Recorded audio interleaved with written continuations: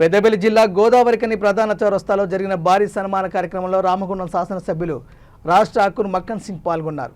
ఆయన మాట్లాడుతూ కాంగ్రెస్ ప్రభుత్వం అధికారం చేపట్టిన 2 ఏళ్లలోనే నియోజకవర్గంలో 1000 కోట్లతో అభివృద్ధి పనులు చేపట్టినట్టు ప్రకటించారు. పారిశ్రామిక పురోగతిలో భాగంగా 800 మెగావాట్ల పవర్ ప్లాంట్, 500 మెగావాట్ల పంపు స్టోరేజ్కు ప్లాంట్లకు రాష్ట్ర ప్రభుత్వం గ్రీన్ సిగ్నల్ ఇచ్చిందని వెల్లడించారు. అంతర్గా మండలంలో 977 ఎకరాల్లో విమానాశ్రయం ఏర్పాటు ప్రక్రియ ముందుకు సాగుతుందని తెలిపారు. పాలకుర్తిలో 450 కోట్లతో లిఫ్ట్ ఇరిగేషన్ పనులను త్వరలో ప్రారంభించనున్నట్టు ప్రకటించారు.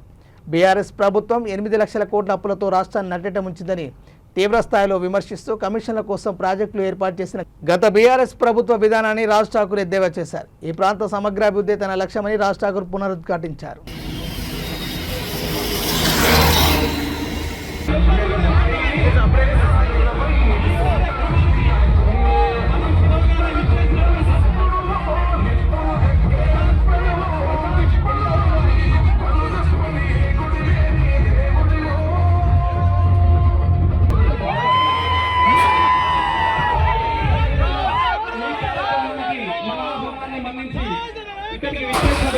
అన్నగారి అడుగులు అన్నగారి కష్టంలో కష్టమై అన్నగారితో సదా మన మంచి చెడ్డల కోసం అన్నగారిని ప్రోత్సహించి మన మధ్యకు పంపించే మన వదిన బాబీ గారు మనాలి ఠాకూర్ గారికి 8 సంవత్సరాల నుండి మన రామగుండం కార్పొరేషన్ ను ప్రగతి ప్రధాన ప్రయాణిస్తున్న కాంగ్రెస్ పార్టీ అధ్యక్షులు అధ్యక్షులు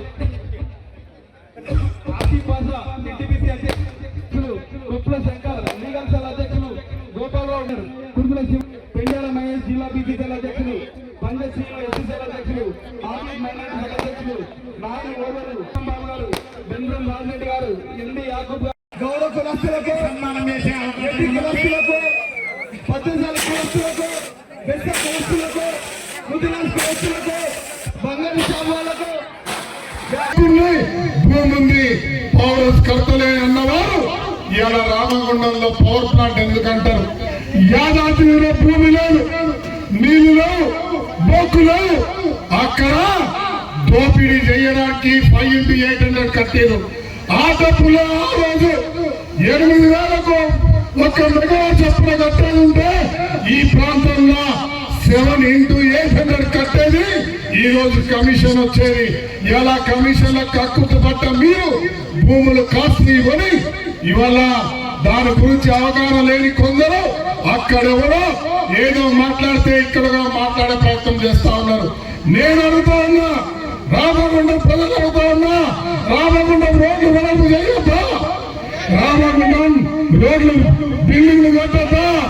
రామగుండంలో పోచమ్మ మైదాన్ని అక్రమంగా దోచుకున్న వారిని ఇవాళ తెగని తీసి పాడేసినాం. ఇక్కడ అద్భుతమైన పోచమ్మ తల్లిని బయటికి తీసుకొచ్చినాం.